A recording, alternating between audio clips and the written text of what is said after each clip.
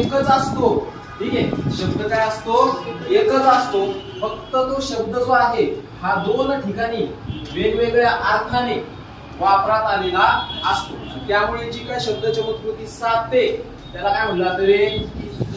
श्लेष अलंकार असं म्हटलं जात. बरोबर. उदाहरणार्थ जर आपण पाहिला तर पहा, सूर्य उगवला झाडीत. झाडीत म्हणजे काय? झाडांमध्ये. बरोबर. दुसरं, झाडूवाली आली काय रे? झाडीत. झाडूवाली आली झाडीत म्हणजे काय? झाडीत गेली का? नाही, तर काय? झाडून घेत आली. बरोबर. शिपाई गोळ्या झाडीत. शिपाया गोळ्या झाडीत म्हणजे काय? तर शिपाया गोळ्या मारी. बरोबर.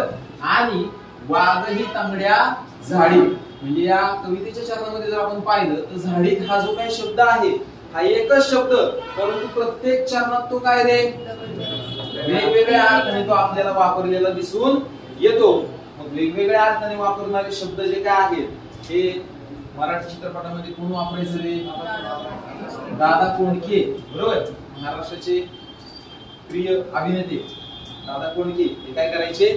अशा प्रकारचे शब्द वापरायचे. लक्षात ठेवा, श्लेष अलंकार जर तुम्हाला आठवायचा असेल तर डबल मिनिंगचा शब्द जर कवितेच्या चरणात वाक्यामध्ये असेल तर त्या ठिकाणी कुठला अलंकार असतो? श्लेष हा अलंकार असतो.